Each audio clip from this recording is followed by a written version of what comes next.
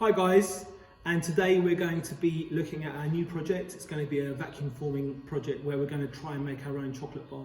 Incidentally, just a quick shout out to all the other schools that are now tuning into this channel, particularly Gladesmore Community School in Tottenham. I know you guys are watching, so I hope you enjoy this video. So what we're going to try and do today, I was in my local Sainsbury's a while ago now, and I found these little sort of chocolate bar toolkits, so it's sort of a Bob the Builder toolkit. Okay, the way it's basically made is using a vacuum form process. So I'll quickly show you this one. It's got like a little saw, a little hammer, a little screwdriver and a little wrench. And what the idea is that you then fill this with chocolate and then pop them out. We're going to try and make our own version today. Incidentally, that's one that hasn't been opened, so you can still see that the chocolate is inside and how it would look. So we're going to try and make our own version of this today using the vacuum forming process. What I'm going to need to undertake this project, really simple: a coping saw, a file, a pencil, some glass paper, a 6mm piece of MDF, and a 3mm piece of MDF. Right, the first thing I'm going to need to do today is, with my thicker piece of MDF, the 6mm, I'm going to start to make an angle on the edges. Right, it's what we call a relief angle or a chamfered edge. And the reason why we need to do this is later on, when we use the vacuum former, you'll see in a minute, we need to be able to take the former part out of the mould. And if you've got an angle that goes inwards and upwards, it's easier to pull out of the mould. So the first job is to take a file, again, not cross filing, but draw filing. I'm going to put an angle on each of the 4 edges. Now, I've already been doing this before you got here to start the process off, but what I'll simply do, and you'll have more time in your lessons, is to get an angle on each of the 4 sides, like so.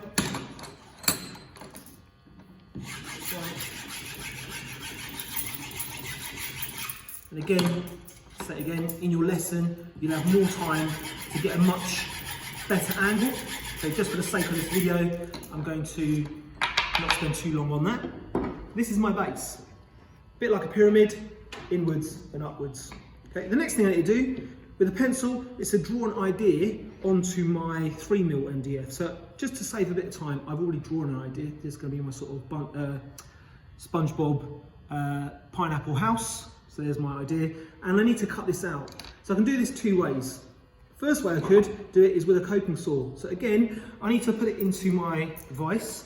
Now I'm using a metalwork vise here. I know that normally I would be using a wood vise, but just so it's easier for you to see on the film, I put it into a metalwork vise. So what I could do, put my coping saw to my MDF and just cut slowly and carefully just away from the line. So you can see I'm slowly taking away parts of my MDF to follow my line. Now that is the slower way to do it. The faster way would be to use a scroll saw. So you follow me over here. This is a scroll saw over here. Obviously it's a piece of power machinery, so there's a lot more health and safety that I need to adhere to. I want to get rid of my keys because that can get in the way. I'm going to put some goggles on, or some safety glasses, and I'm going to adjust this foot that comes down over the MDF so that it's just able to sit underneath. If this is not used, the MDF will jump up and down and maybe cause the blade to break and also make a big mess. So I'm going to switch our scroll saw on, and if you come in closer, you can now see how easy it is to cut around my line.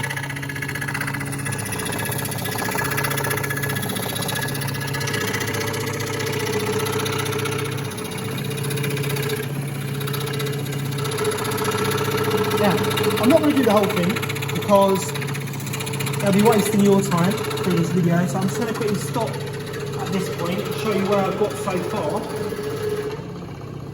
and then show you one that I've been preparing earlier. So if you have a look at that, yeah, but you can imagine that I would be cutting around the whole thing. So let's go back to the workbench. This is the one that I pre-cut, is here. What I would do with this is I'll get some glass paper, and again I'll get rid of any sharp or rough edges. And also, I'm also still trying to put a bit of a relief angle on it, a bit of a chamfered angle. So a quick sand round to get a bit more of an angle, any rough bits, get rid of them, and then I can place it on top of my base. So it'll be sitting like this. Now, if you're in my lesson, and maybe some of your other teachers' lessons, I will give you some pre-cut letters. So in here, there's letters, there's hearts, there's crosses, there's all sorts of little things in there that you can use to get a bit more of a design. So I've chosen love, heart, you, mum, because I love my mum. Okay, they're sitting now on top. Now, I don't need to glue these down because they can be reused by someone else later on. Okay, so can you see how that's sitting? Fantastic. Right, so what I'm going to do now is I'm going to take that to the vacuum former. Okay, so I've taken my piece of HIPS, high impact polystyrene with me, over to the vacuum former, and I'm now going to show you how this is going to work. So, my former sits on the table, like so. Okay, and then slowly, with a handle at the side here, a lever, I'm going to put my table down. If I try to jerk it down, the letters are going to move. So what I'm going to do is I'm going to just take it down slowly. It's going down to the bottom. And then I'm going to take my HIPS. I can use it two ways. I could use it shiny side or matte side. You may well have a protective film on here that you need to peel off. This one has been peeled off already. So I'm going to do it shiny side up. I'm just going to get it into position. It's going to sit there like that. And clamp the HIPS down. So again, being super careful not to make sort of a jolting movement, so things are going to move around. And then I'm going to bring the heater over the top. Now, while that is warming up, I'm going to give you some basic information about HIPS. So, things I can tell you about HIPS are that it is easy to mould, it's chemical resistant, it's lightweight, it's food safe, so it can be used for a lot of different types of food packaging, and like the chocolate moulds that we're going to make today. It's available in lots of different colours, but it's not available in a clear form. So not like acrylic that we used in our photo frame, it's not available in a clear form. It's always going to be slightly misty. It's very suitable for things like mass production, so things like packaging where you are putting, let's say, sandwiches, or when you get tablets from the chemist that are in like a blister pack, they will generally be in HIPS. And lastly, it's very easy to recycle. So it is, again, a thermoplastic, which means that it can be cut up and reheated and reshaped over and over again. Right, let's see how I get on over here. So if I push the heater back, I can now see that the plastic is very, very supple and flexible. So I'm now ready to vacuum form. So what I would do, I'll push the heater off, I'll bring up the table again, and I'll put my vacuum pump on. So if you now come and look in the top, you'll see that I have now got a perfectly shiny formed chocolate mould. So this now needs to cool down for about a minute. Now, because the HIPS is so thin, it is literally going to cool down very, very quickly. Not like your acrylic with the photo frame in one of my previous videos, it took about 2 minutes to cool down and hold its shape. This is going to hold its shape very, very, very quickly.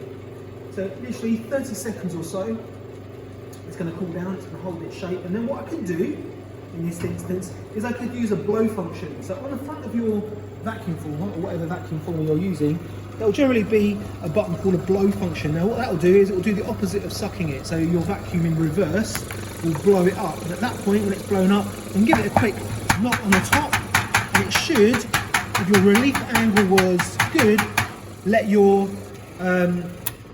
former pop out. Now, we can now check to see if that's happened. So I'm going to release the clamps, take this out, pop this out. You can see that it hasn't popped it out. So what I can just do is I'll go back to the workbench.